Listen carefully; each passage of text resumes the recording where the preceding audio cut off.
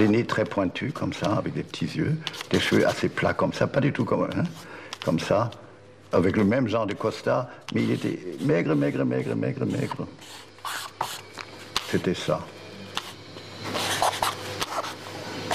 Voilà, vous voyez le duo. Hein. Et lui, son modèle était exécuté par Givenchy, mais il ne s'est pas entendu avec Givenchy, je comprends très bien.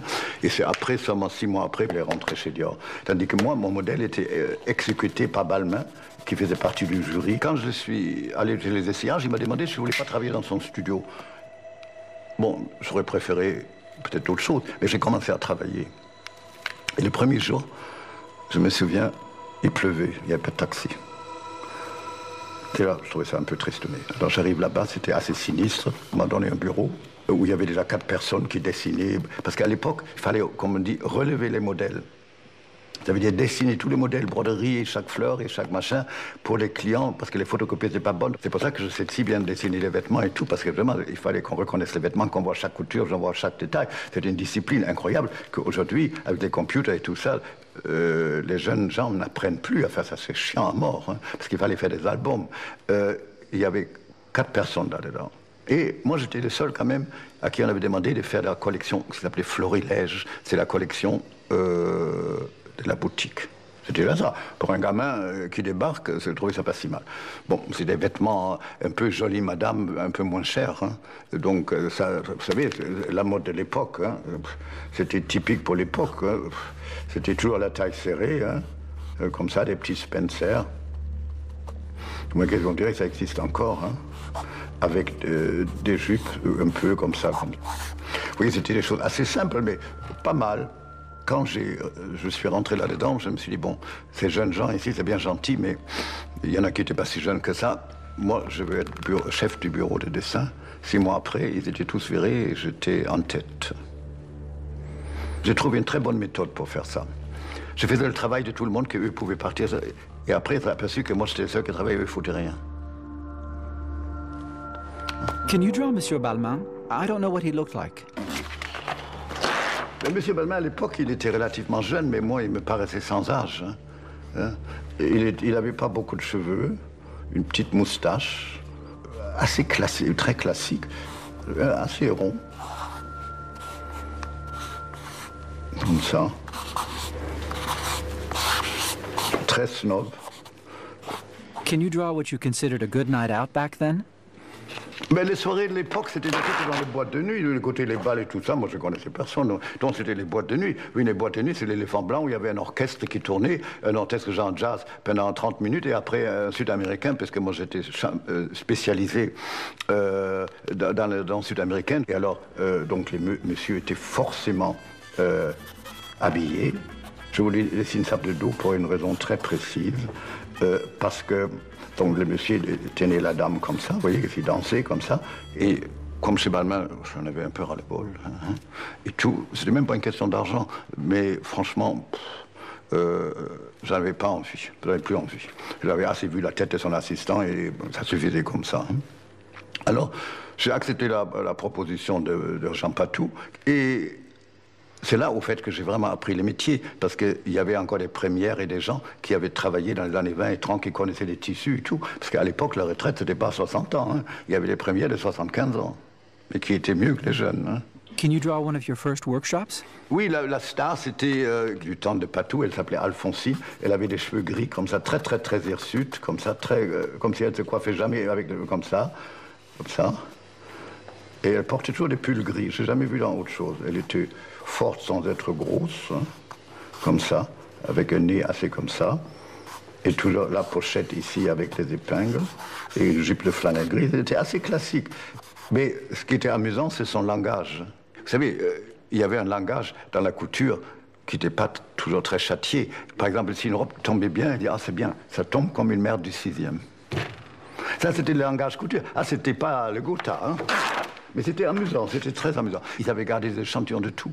Donc, j'ai pu étudier ça. Et comme on n'avait pas grand-chose à faire, on faisait 2 collections de 60 modèles par an. Vous voyez ce que j'ai fait aujourd'hui? Aujourd'hui, je fais 3 fois plus dans un mois. Hein. Donc, au fait, je me suis emmerdé un peu Mais j'ai quand même beaucoup appris, parce que j'avais rien appris. Chez Balmain, la technique, ça a commencé toujours, toute l'Europe, ça a commencé. On faisait un bustier et un jupon de tulle, et après, vas-y, je garnis. Hein. Tandis que là, j'ai appris comment on fait et tout, et tout, et tout. Au fait, ces femmes m'ont beaucoup appris. Hein. Can you draw what you did at Jean Patou? Ben, chez Jean Patou, j'ai fait la même chose qu'aujourd'hui. Ça veut dire, j'ai dessiné la collection, je voyais les collections de tissus, je voyais les brodeurs, et je me souviens de la collection de l'été 59-60, là, ou non 59, on a eu un succès fou, et là je me souviens, j'ai fait une robe qui était partout dans les Vogue américains et tout, mais la presse n'avait pas la même importance à l'époque, c'était très différent, parce qu'il faut le remettre dans le contexte de l'époque. Hein. Un crêpe blanc avec des bandes bleu marine incrustées, voilà, c'est ça.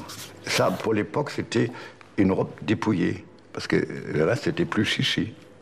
Ça, c'est 59 Patou. Et dans la même collection, il y avait une ligne très silhouettée, mais qui avait des astuces de coupe.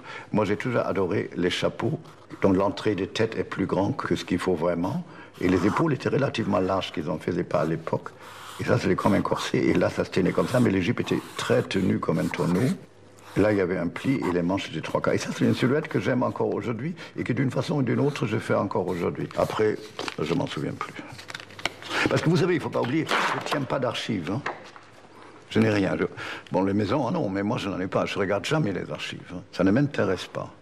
C'est bien de faire, mais ce n'est pas du tout intéressant d'avoir fait.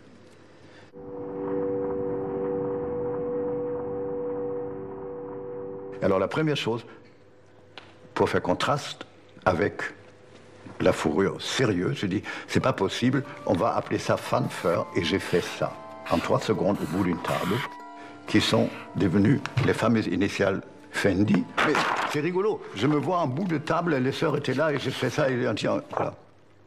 Et c'est devenu du sigle de la maison. C'est marrant, non? D'ailleurs, à la vente, c'est la chose qui m'en a rapporté le plus, puisque je l'avais déposé. Can you draw a Fendi fur from back then? What he did before you and what he did with you? Eh ben, les fourrures qu'on faisait avant, c'était comme ça. Hein. Vous savez, en Italie, à l'époque, le début de la réussite sociale, ça commençait par la fourrure. Même s'il faisait plus 15 et 20, la pelliccia se prima. Hein. Bon. Ça, c'était la fourrure classique de l'époque. Hein. Donc moi, je faisais ça dans tout à fait différent.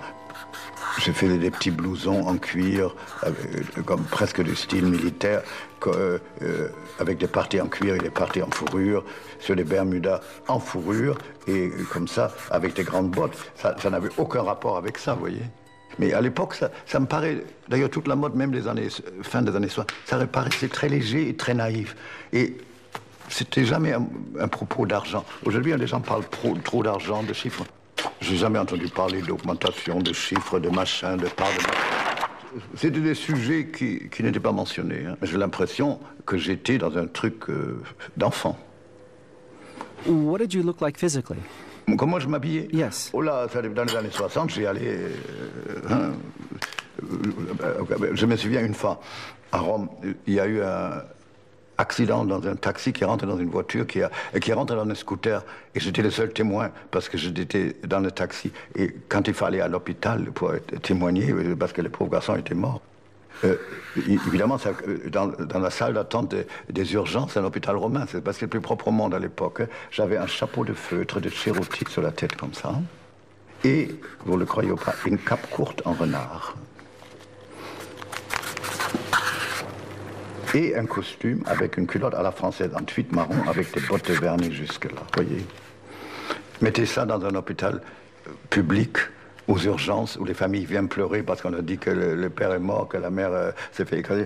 Vous voyez un peu ça, avec 40 valises à côté. Hein, parce que j'ai toujours eu un accident de bagages. Ça, je m'en souviendrai toujours parce que c'était tellement absurde que même moi, je me suis trouvé ridicule. J'ai... Already finished? Terminé le bloc.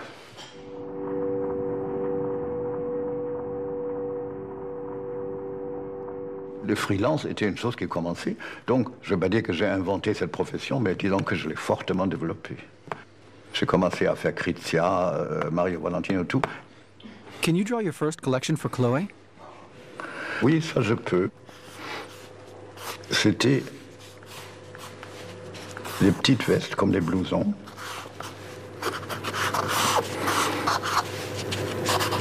comme ça, avec un lien à la taille, qu'on portait sur des jupes qui étaient fendues, et la blouse était au fait une robe.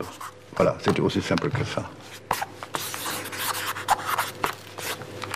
Je me souviens un truc qui avait un succès fou, donc les filles étaient assez comme ça, et ça flottait sur un pan, et voilà, ça, voilà.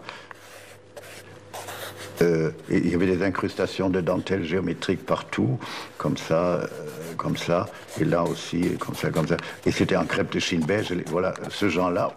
And Kritsia? Je me souviens d'une collection où toutes les robes étaient découpées comme des énormes étoiles avec des couleurs très vives, comme ça. La jupe était une étoile et le corsage était une autre étoile. Oui, c'était très wild. Hein. Et tout était vert et blanc, très, très, très violent, comme ça. Et ça avait beaucoup choqué. Ça, c'est la chose la plus marquante. D'autres qui étaient pas si mal. Can you draw the place you lived in the 70s?